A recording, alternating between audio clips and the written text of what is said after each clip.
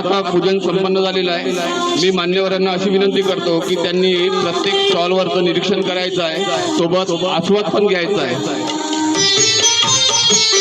सर्वांनी एक वेळा माझ्यासोबत जयघोष करायचा आहे। बोलो जय श्रीराम, जय श्रीराम, भैयाजी महाराज की